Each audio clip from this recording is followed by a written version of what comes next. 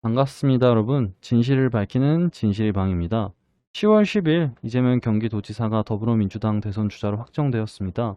이낙연 후보와 무효표 관련 논란이 있었지만 당내 논의 끝에 이재명이 20대 대선 여권 대표로 정해졌습니다. 이날 수락 연설에서 이재명은 부동산 대개혁을 예고했습니다. 불로소득을 없애고 일하는 사람이 존중받고 잘 사는 나라를 만들겠다고 하며 당선 즉시 강력한 부동산 대개혁으로 부동산 불로소득 공화국이라는 오명을 없애겠다고 강조하며 경기도에서 추진 중인 기본주택 공급과 건설 분양 원가 공개, 개발 이익 완전 국민 환원제 전국 도입 의지도 밝혔습니다. 연설을 통해 우리는 이재명이란 사람이 철학과 가치관을 알 수 있습니다. 첫 번째, 불로소득을 없애고 일하는 사람이 존중받는 나라를 만들겠다 하였는데, 불로소득의 정의는 노동의 대가로 얻는 임금이나 보수 이외의 소득을 말하며 이자, 배당, 임대료 등의 투자 수익, 유가 증권이나 부동산 등의 매매 차익 등을 포함하는 재산소득 외에 상속, 연금, 복지 등을 말합니다. 불로소득이 반대말은 근로소득이죠. 미국인들은 퇴직금 등 돈을 최대한 모아 많은 국민들이 주식 투자를 하는 반면 우리나라에선 주식은 도박이다 하면 패가 망신한다 라는 저급한 인식이 사회 곳곳에 만연해 있습니다. 주식, 부동산 등의 자산은 개인이 많은 공부와 리스크를 감내하여 자기 자본을 투자하는 것입니다. 개인은 그로 인해 큰 손실을 볼 수도 있고 이득을 볼 수도 있는 건강하고 경제적인 경제 활동이며 기업은 개인들로부터 받은 투자금을 가지고 사업을 확장하는 자본주의의 자연스러운 흐름입니다. 마치 이러한 불로소득, 자산소득 등을 범죄시하며 탄압하며 불로소득이 반대인 근로소득을 강조하는 모습이야말로 자본주의와 시장주의에 반하는 과한 개입인 셈이죠. 두 번째, 토지 공개념과 기본주택 공급과 건설에 관련된 내용입니다.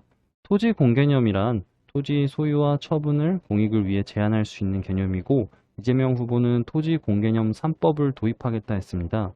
토지 공개념 3법은 첫째, 택지 소유 상한법, 둘째, 개발 이익 환수법 개정, 셋째, 종합부동산세 개정입니다.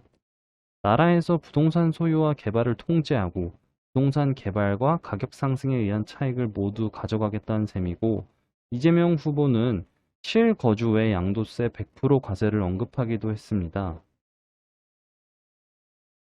이재명이 부동산 공급 전략은 기본주택입니다. 주택 공급 관련 250만 호를 하되 기본주택은 100만 호를 공급한다고 합니다. 그런데 토지 공개념 3법을 제정하고 개발 이익을 모두 환수하여 국민들에게 나눠준다고 하면 공급이 원활히 이루어질까요? 민간 기업 입장에선 개발 이익을 모두 환수당해 공급이 끊기며 정부에서 개발 이익과 증세를 통해서 기본주택 100만 호 이상을 탈없이 공급할 수 있나요? 또한 재원 마련이 현실성에 많은 전문가와 민주당 내부에서도 우려를 표하고 있습니다.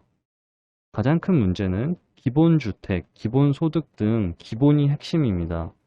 전 국민이 보편적이며 기본적인 삶을 만들겠다는 내용인데 자유민주주의 하에서 기본이라는 보편적인 속성을 국민들에게 단체로 획일화시키는 것이 아이러니합니다.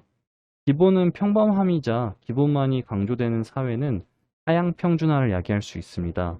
저는 기본처럼 살고 싶지 않고 노력해서 기본 이상 살고 싶은데 국가에서 왜 기본을 강제로 떠먹이는지 이해하기가 조금 어렵습니다. 경기도에선 이미 고위공무원 중 다주택자는 진급을 누락시켰습니다. 공무원도 국가를 위해 봉사하는 사람이기 전에 자연인이며 헌법 제23조에 의해 재산권이 보장됩니다. 해당 공무원이 어떠한 경로로 다주택을 얻게 되었는지 따지지 않고 일률적으로 개인이 재산 상황에 의해 인사의 불이익을 얻게 되는 건 매우 불합리한 시스템입니다.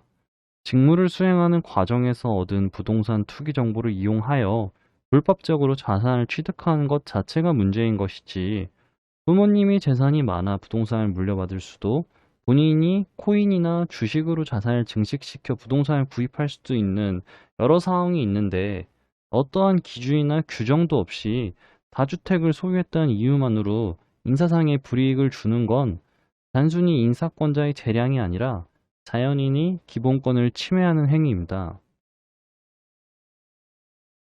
이재명이 항상 강조한 억강부약입니다. 부자를 누르고 가난한 사람을 도와준다 말하며 대동세상, 모든 사람이 함께 어울려 평등하게 살아가는 세상을 만들자고 합니다.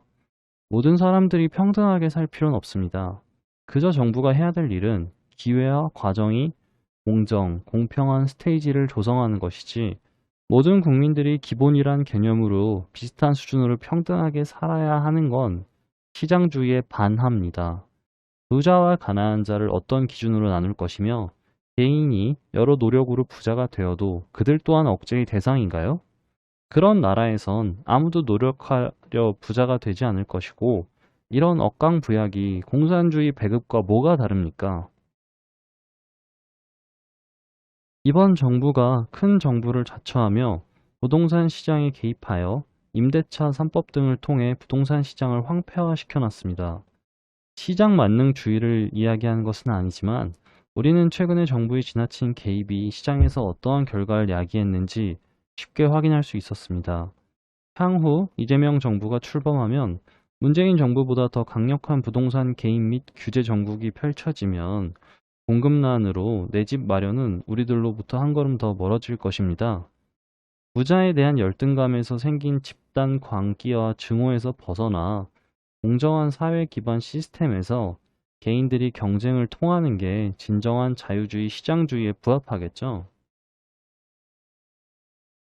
시파는 부자를 증오하고 악으로 규정하는 대한민국이었고, 이번 화에 관련하여 여러분이 다양한 의견 댓글로 적어주시면 감사하겠습니다. 진실을 쫓아 매진하고 이상을 향해 나아가는 진실의 방이었습니다. 감사합니다.